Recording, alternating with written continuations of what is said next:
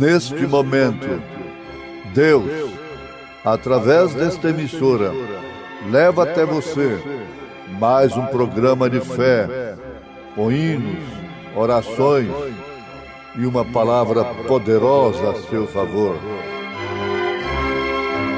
Fé para vencer o mundo.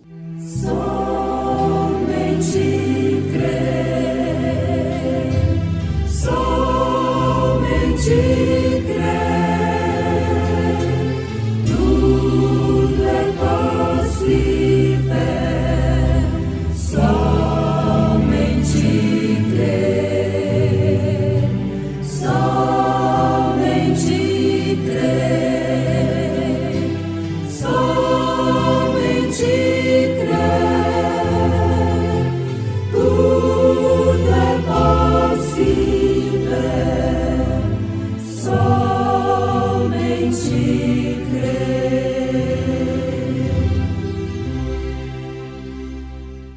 Assim, pois, isto não depende do que quer, nem do que corre, mas de Deus que se compadece. O amor divino é como a flor.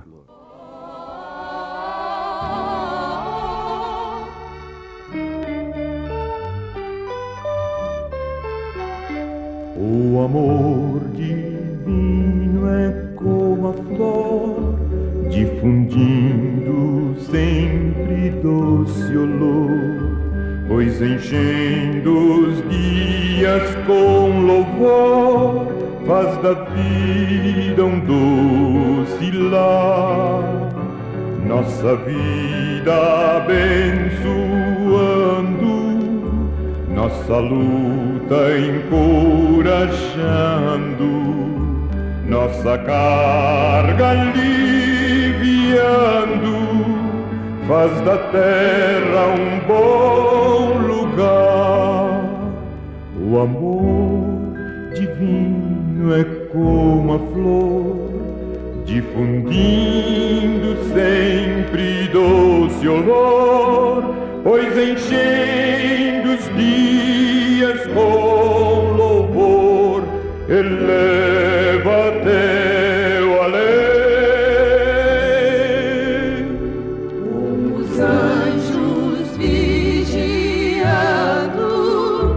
lá dos altos céus olhando, os fiéis assim guardando, ampla glória eles têm, se derramam alegria, espalham todo o bem.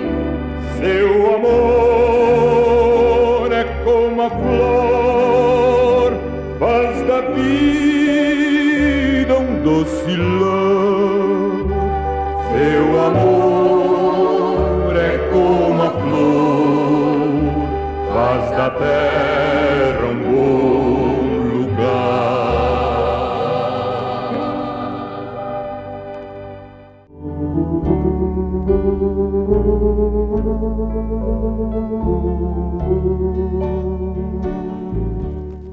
Para tudo existe uma lei.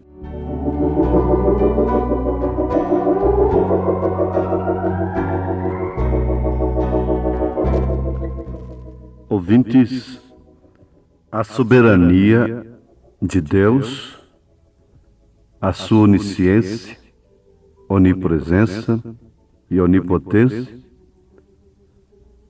é que permite a crença, a fé na predestinação e na eleição. Sendo soberano, sendo onisciente, onipresente, onipotente, ele então pôde predestinar e eleger desde antes da fundação do mundo. Paulo, na sua carta aos Romanos, capítulo 9, faz menção disto, que é em relação a Jacó e Esaú. O maior servirá ao menor. Como está escrito: amei Jacó e aborreci Esaú. O apóstolo continua perguntando: que diremos, pois? Que há injustiça da parte de Deus? Responde: não, de maneira nenhuma. Pois diz a Moisés: compadecer-me-ei de quem me compadecer, e terei misericórdia de quem eu tiver misericórdia. Deus é soberano, é onisciente, onipresente, onipotente, e por isso pôde amar a Jacó e aborrecer a Esaú, mesmo antes de qualquer um deles fazer mal ou bem. Vejam, o apóstolo São Paulo continua dizendo: assim, pois, isto não depende do que quer, nem do que corre, mas de Deus que se compadece. Porque diz a Escritura a Faraó: para isto mesmo te levantei, para em ti mostrar o meu poder, e para que o meu nome seja anunciado em toda a terra. Logo, pois, Deus compadece-se de quem quer, e endurece a quem quer. Agora, quem resiste à sua vontade? Você, como cidadão, vivendo num mundo democrático, tem livre-arbítrio e capacidade de escolha e pode eleger a sua maneira de viver. Pode eleger a sua companheira, o seu companheiro. Ninguém tem nada com isto se um homem quer viver com uma mulher, se uma mulher quer viver com um homem. Não há lei que o impede. Mas, por outro lado, para tudo há uma lei. Ora, se o homem, como cidadão, goza desse livre-arbítrio, e Deus, então, sendo Deus infinito, raro, místico, sobrenatural, soberano, onisciente, onipresente, onipotente, quem pode julgar a sua vontade? Quem pode julgar a Deus porque amou a Jacó, um trapaceiro, que já nasceu fazendo trapaça, desde o ventre, agarrado no pé do seu irmão? Amar a Jacó e aborrecer a Esaú. Quem pode censurar a Deus? Agora vamos pensar que o homem tem direito e tem livre-arbítrio, mas para tudo há uma lei, e em tudo há uma lei operando. Mesmo para o bem, mesmo para o mal. Existe uma lei operando em mim, que quando quero fazer o bem, o mal está comigo. Disse São Paulo na sua carta aos Romanos, capítulo 7, verso 21. Acho então esta lei em mim, que quando quero fazer o bem, o mal está comigo. Porém, segundo o homem interior, tenho prazer na lei de Deus. Então, haviam ali duas leis operando. A lei de Deus no homem interior, porque segundo o homem interior, tenho prazer na lei de Deus. Mas vejo nos meus membros outra lei. Então, duas leis operando no mesmo corpo. Diz o São Paulo que batalha contra a lei do meu entendimento e me prende debaixo da lei do pecado que está nos meus membros. Miserável homem que sou! Quem me livrará do corpo desta morte? Dou graças a Deus por Jesus Cristo, nosso Senhor, assim que eu mesmo com entendimento sirvo a lei de Deus, mas com a carne a lei do pecado. Por isto o profeta desta era vem falando daquela grande transformação que os eleitos, os predestinados, não os melhores, não os bonzinhos, não os moralistas legalistas. Aquela transformação não vem para os legalistas. Desde que se precisa de uma transformação, é porque está numa imperfeição. A perfeição só vem através da transformação. E se depende de uma transformação, é porque está numa imperfeição. Havia uma lei de fé no coração de Abraão. Mas ele foi transformado, para então ser perfeito. E diz o profeta que isto não pode acontecer com estes membros nossos, com este corpo, por causa do pecado. Isto combinando perfeitamente com a carta de São Paulo, de sua própria experiência, aos Romanos capítulo 7. Na verdade, você pode continuar no capítulo 8 e verá que quando a lei do Espírito vence no interior do homem, vindo de dentro para fora, isto não atua através de um legalismo, de uma força moral religiosa, de princípios como Caifás tinha, como Anás, os sacerdotes, mas sim uma lei da predestinação, da eleição que Maria Madalena tinha, que o ladrão crucificado do lado direito tinha em si. Eles não tinham princípio moral.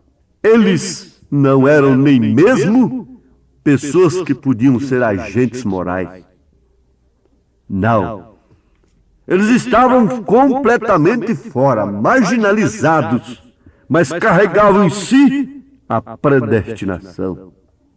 A eleição, que é desde antes da fundação do mundo, pela onisciência, onipresença, onipotência, soberania de Deus. Mas para tudo há uma lei. Em tudo está operando a lei, para o pecado ou para a vida fluida do Espírito Santo. Você vê, existe uma lei no pássaro. O pássaro pode abrir suas asas e ganhar o espaço. O que um homem não pode fazer, a menos que entre numa força motriz, num avião. O que o peixe não pode fazer, a beija-flor faz. O pássaro preto faz. O urubu faz, a águia faz. Ganha o espaço. Dentro de seus limites, há uma lei para cada um deles. Um limite para cada um deles. A águia vai mais alto do que todos eles, do que o próprio falcão, do que o próprio urubu. Todos estão dentro de um limite, operando dentro de uma lei. Agora o peixe tem uma lei dentro de si. E ai do homem lá no lugar do peixe. Ai do urubu, ai da águia no lugar do peixe.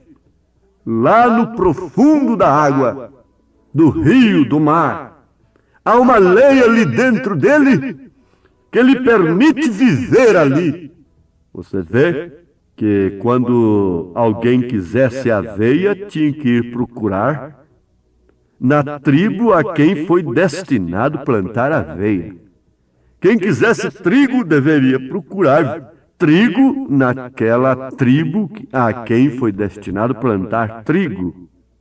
Quem sabe as Escrituras sabem perfeitamente do que eu estou falando. Agora veja, tudo era uma lei, plantar aveia, plantar trigo e outras coisas diversas.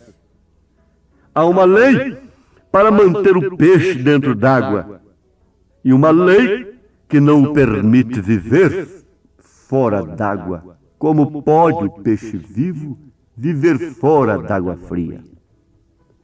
Mas há uma lei que não permite o pássaro viver no fundo d'água onde o peixe vive. Então aí está a compensação. O peixe diz para o pássaro: eu ganho as profundezas d'água, eu posso conhecer as ervas marinhas. O pássaro disse: eu posso conhecer o céu azul, eu posso respirar do alto da montanha. Mas um faz uma coisa que o outro não pode fazer. Agora, como Deus ama variedades, Ele ama montanhas, planícies, planaltos. Você já pensou se a terra tivesse somente planícies, planaltos, estradas retas, planas? Mas há beleza na terra. Deus ama ver variedade nos homens, temperamentos diversos. Falta uma coisa num, mas ele encontra no outro. E numa casa você vê que cada filho tem uma natureza. E você encara todos como um bom pai, com amor, como uma boa mãe, com amor. E eles dizem que os dedos das mãos não são iguais. Agora, é sua mão?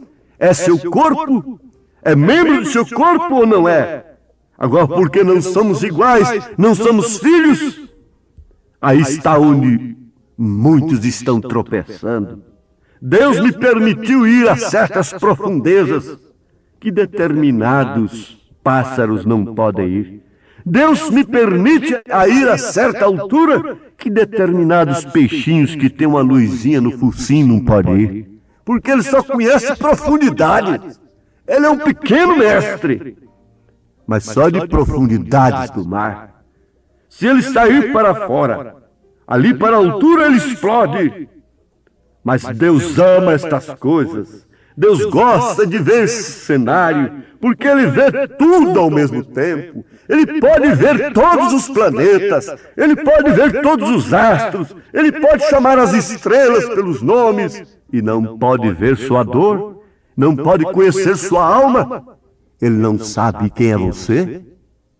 Ele conhece a todos, Ele vê o movimento do mundo, do universo. Num só tempo, Ele aprecia todas as coisas. Ele aprecia aquela rebanada do peixe grande, catando o peixe pequeno para se alimentar lá na água. Isto é lei, isto é ecologia. Ali o jacaré comendo a piranha. Isto é lei, isto é o equilíbrio da ecologia, da natureza. Isso é Deus. Isso é Deus na igreja. Um mais forte, outro mais fraco. Paulo fala isto na sua própria carta aos Romanos. Ele diz: mas nós que somos fortes devemos suportar as fraquezas dos fracos e não agradar a nós mesmos. Porquanto cada um de nós agrade a seu próximo no que é bom para edificação. Romanos capítulo 15. Qual é a lei que nos levará no rapto? É a condição própria? É porque sou melhor do que os outros? Dentro do meu campo não há ninguém melhor do que eu. Dentro do seu campo não há ninguém melhor do que você. Dentro de sua cozinha, dentro do seu ofício, dentro de sua profissão, seja perfeito naquilo. Oh, como isto nos faz ver Deus de todas as formas, porque Deus nos vê também de todas as formas. Como nós podemos olhar para um Deus dessa natureza? Sim. Veja aqui, se uma onça matar um homem, ela não vai para a cadeia. Mas se um homem matar uma onça, o que acontece? Ele vai responder um processo. A onça é um animal irracional. O homem é um animal racional. Há uma lei para ele. Quem vai prender uma onça porque matou um viado? Ninguém, mas um homem não pode matar o outro. Ele vai para a cadeia. Um bicho pode matar o outro. Não há lei para repreendê-lo nesse sentido. Há uma lei operando. Há uma lei que o leva a viver daquilo, de suas vítimas. Mas veja só, há uma lei que opera. Há uma lei que está operando para levantar um povo no poder da transformação, no poder do Espírito Santo, no poder de Deus. Como explicar essa lei? Quem pode explicar as leis? Quem pode? Explique a eletricidade. Pode explicar a lei de voar? Pode explicar a lei mecânica do automóvel? Quem pode explicar a lei que levantou Elias nas alturas como um verdadeiro astronauta? Quem pode explicar qual foi a lei que antes disso levou Enoque, trasladou Enoque sem provar a morte? Quem pode explicar a lei que levantou Jesus e os discípulos olhando até que ele fosse encoberto por uma nuvem? Quem pode explicar essa lei que chamou Lázaro do túmulo? Quem pode explicar a lei que vai ressuscitar os mortos? De Apocalipse capítulo 21. Quem pode explicar esta lei da transformação, da transladação, de subir, subir? É somente crer. Somente crer neste amor sem igual. Não há outro meio. Oh, não tens ouvido do amor sem igual, do amor que teu Deus tem por ti, do amor que o levou ao seu filho entregar, para os salvos levar para si. Oh, crer neste amor sem igual. Oh, crer neste amor sem igual. Agora a soberania de Deus predestina o homem para crer, somente crer. Como explicar a vinda de um profeta nesta era? Eu não posso fazê-lo. Eu não tento fazê-lo. Eu creio que Deus enviou o profeta Elias para nos preparar desta maneira simples, através da mensagem que você está ouvindo, toda inspirada em sua mensagem. No mesmo espírito dele, eu vos anuncio a sua mensagem. É somente crer. Tudo é possível, somente crer. Quando você crê em coisas maiores, o câncer fica menor. Quando você crê em coisas maiores, a diabetes fica pequenininha. O reumatismo fica pequeno. A chaga no coração vira uma coisa minúscula. Deixa de ser esse gigante te afrontando. A própria morte desaparece e você grita: onde está a morte, o teu aguilhão? Onde está o inferno, tua vitória? Tragada foi a morte na sua vitória. O aguilhão da morte foi quebrado, o pecado, e graças a Deus que nos dá vitória por nosso Senhor Jesus Cristo. Isto é lei, é Deus operando no seu coração para crer no profeta de Deus, na mensagem que nos levará à transformação. Não a sermos melhores pássaros raros, não, mas sermos transformados pelo poder da palavra. Em nome de Jesus Cristo, Deus te abençoe com esta lei, a lei da fé, da predestinação, da eleição, da soberania. Em nome de Jesus. Amém.